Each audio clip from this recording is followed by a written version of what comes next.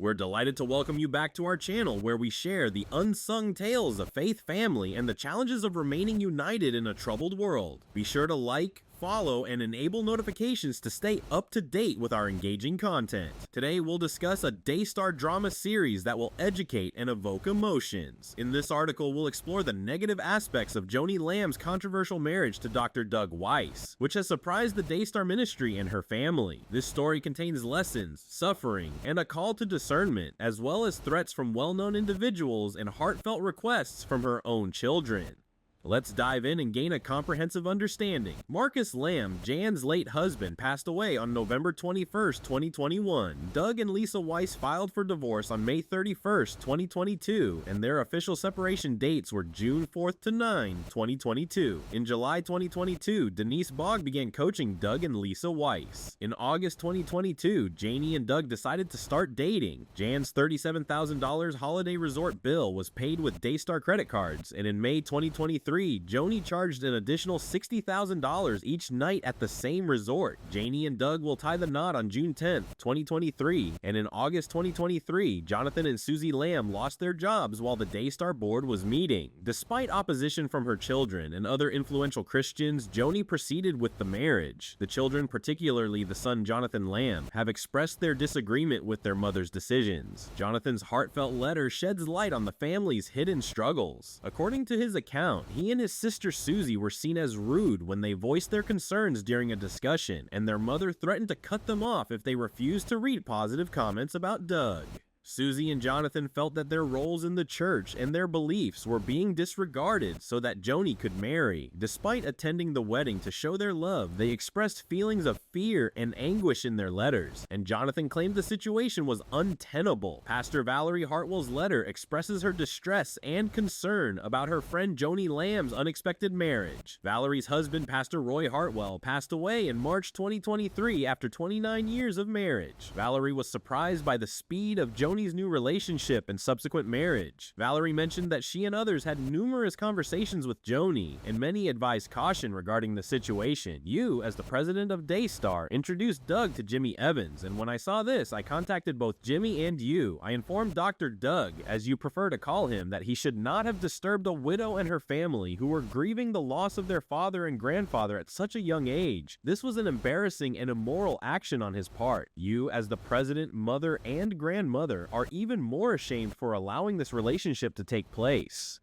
Daystar and your family are no longer together. You responded to my email telling me not to compare the length of your misery to mine.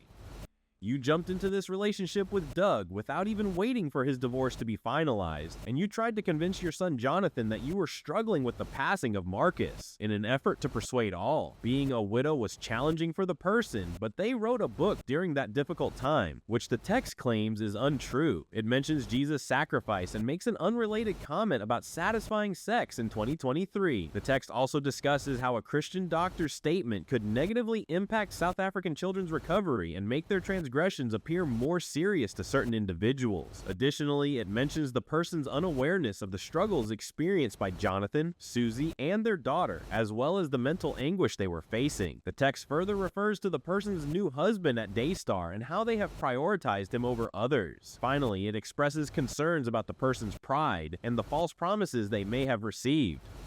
The person's hasty remarriage was not justified by prophecies, which should be consistent with the Bible. The promises they discussed in a book to convince others to accept their marriage were false. They are advised to leave their service if they still have the strength, as they have caused a lot of suffering for their children, grandchildren, and Daystar by prioritizing their personal demands over the Lord's needs. They are urged to leave the military, take time to care for their well-being, and transfer the ownership of Daystar to their son, as their husband is an excellent psychotherapist who can assist them. Before going to sleep, it is important to declare that you are a loving and caring mother. This declaration can have a profound impact on both your own mindset and the energy you you project to your family. As a mother, it is crucial to show your love in a way that helps your children, grandchildren, and even future generations fulfill their God-given purpose and potential, regardless of their individual strengths or challenges. Valerie's comments in this situation are said to be heavily influenced by a sense of fear, perhaps stemming from her own experiences or concerns about the future. In contrast, Joni believes that the loss of her children and grandchildren is far more significant and distressing than her connection with her partner Doug. This suggests a deep-rooted maternal bond and a prioritization of family above all else. Valerie also appears to be using what she claims are prophetic predictions to cast doubt on the marriage, stating that every forecast must align with the teachings and guidance of the Bible. This approach can be seen as an attempt to exert control or influence over the situation, potentially undermining the autonomy and decisions of Joni and her family. Readers are now being asked to share their thoughts and perspectives on whether Valerie's actions were excessively harsh or overbearing, or if there is a legitimate concern about the content and implications of what she has written. This discussion raises important questions about the balance between personal beliefs, familial responsibilities, and the boundaries of one's influence in the lives of others. It is a complex situation that likely involves a range of emotions, beliefs, and interpersonal dynamics. The responses and insights of the readers may shed light on how to navigate such challenging situations with empathy, wisdom, and respect for the autonomy of all involved. Denise's heartfelt letter to the Lamb family conveys her deep concern about the potential impact of Joan's recent troubling decision on her spiritual well-being. Denise writes with a heavy heart, expressing her profound distress at the changes she has observed in Joan's demeanor and behavior.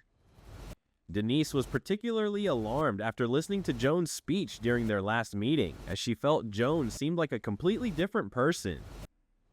Gone was the Joan that Denise had known and cared for, replaced by someone who appeared to be under the sway of a spirit of doubt and uncertainty. Denise was troubled to hear Joan mention something offensive that Doug had supposedly said to her, which was completely out of character for the Doug that Denise knew. This stark contrast with the Joan of old has led Denise to a troubling conclusion. She believes that Joan may have fallen under the influence of a deceptive spirit, one that is causing her to take pleasure in the flattery of others, perhaps with the intention of seducing her. Denise sees this as a dangerous deception, a sign that Joan's spiritual adversary may have gained a foothold in her life. Denise knows that people are more susceptible to self-deception when under the influence of such a spirit, and she fears that this may be the case with Joan. Denise's letter reflects her deep concern for her friend's well-being, both physical and spiritual, and her fervent desire to help Joan break free from this unseen yet powerful influence.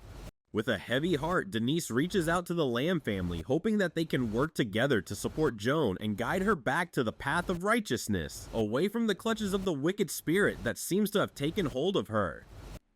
Denise's letter is a poignant plea for intervention, a desperate attempt to save her friend from the perils of spiritual deception. Human beings are inherently susceptible to the allure of charm and flattery. When individuals are captivated by the smooth talking and exaggerated praises of others, they become easy prey for manipulation and deception. Instead of succumbing to the temptation of indulging in the works of darkness, we should aim to correct and guide those who fall victim to such tactics. Faced with the darkness of deception, we have a choice. We can either dismiss it with a laugh and move on, or confront it head on. In the scenario presented, the praise comes before the deception, as the person allows themselves to be charmed and deceived. The opponent, sensing this vulnerability, may then take advantage of the person's weaknesses by exploiting their desire for flattery and approval. In the given situation, the narrator attempted to warn the person about their concerns, but the person refused to listen and instead showered the other individual with praise. This is when the narrator recognized that the person had been affected by a spirit of deception. The narrator's role then became one of caution and guidance, advising the person to be vigilant when it comes to matters they feel strongly about, as someone possessed by a spirit of deception may present themselves in a manner that is markedly different from their true nature. The power of charm and flattery can be a formidable force, capable of luring even the most discerning individuals into a web of deceit. It is crucial that we remain vigilant, maintain a critical eye, and seek to uplift and guide those who may be vulnerable to such manipulations. By confronting the darkness head-on and providing a steadying influence, we can help those in our sphere of influence to navigate the treacherous waters of human interaction and emerge with their integrity intact. I have serious concerns about the recent changes and actions actions taking place at Daystar, as they appear to be an outright attack on the very foundation and core principles of the organization. When Marcus Lamb and his wife Joni were leading Daystar, they had established a clear vision and high expectations for the network, one that resonated deeply with its loyal viewers. Unfortunately, it seems that with the introduction of new leadership, namely in the form of Joan, the direction of Daystar has taken a concerning turn. Viewers who have supported the network for many years will not be easily deceived or misled by these changes. They will be able to see through any attempts at deception or obfuscation, and they will quickly recognize that something is fundamentally wrong with the current state of affairs. As viewers witness the drastic changes implemented by the new leadership under Joan, they will undoubtedly realize that the Daystar television network they once knew and trusted is no longer the same organization they have supported for so many years. This profound realization is likely to lead to a significant decrease in viewership, as the audience will no longer feel a strong connection or affinity to the network they have loyally followed and endorsed for so long. It is crucial to understand the context behind these changes. Marcus Lamb has been the long-standing and revered leader of Daystar, a respected member of the Daystar family who has been a steadfast advocate for what he has believed to be right and true, both in his leadership and in the network's programming. His sudden departure from the leadership role and the subsequent sweeping changes implemented under the new direction of Joan will be highly scrutinized and closely monitored by Daystar's loyal audience, who will be acutely aware of and able to clearly distinguish between the previous and current leadership of the network.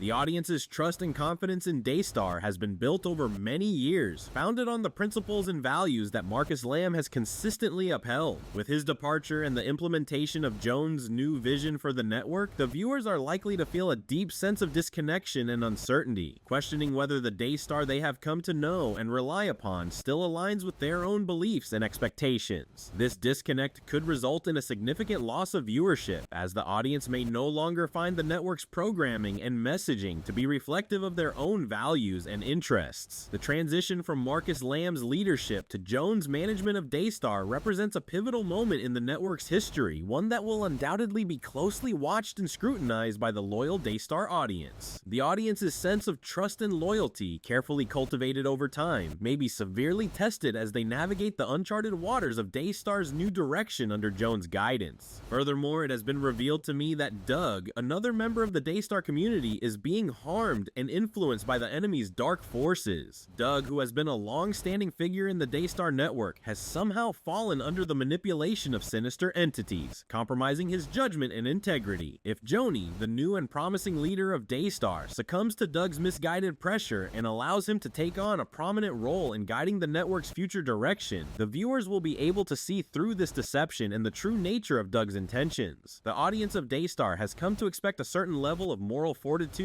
transparency, and steadfast adherence to the network's core Christian principles. They have invested their trust, time, and loyalty in Daystar, believing it to be a beacon of hope and spiritual guidance in a world increasingly plagued by moral ambiguity and unscrupulous agendas. However, if Doug, a wolf in sheep's clothing, is permitted to wield significant influence over the network's decision-making and the shaping of its vision, the viewers will instantly recognize the betrayal of their trust. They will see through Doug's facade of righteousness and trustworthiness, realizing that he is, in fact, seeking to undermine the true mission and cherished values of Daystar. This realization will be met with deep skepticism, disillusionment, and a significant loss of trust in the network's leadership and overall integrity. The Daystar audience, who have been steadfast in their support and devotion, may turn away in droves, leading to a dramatic decline in viewership and the network's financial viability. Such a crisis could have far-reaching consequences, not only for the network itself, but also for the wider Christian community that has looked to Daystar as a reliable source of spiritual nourishment and guidance. It is crucial that Joni, as the new leader, exercises unwavering discernment and resolute leadership to protect the network's foundational principles and maintain the trust of its loyal audience. The future of Daystar hangs in the balance, and any deviation from the path of righteousness and transparency could result in a catastrophic loss of the network's credibility and support, with far-reaching implications for the spiritual well-being of its devoted viewers.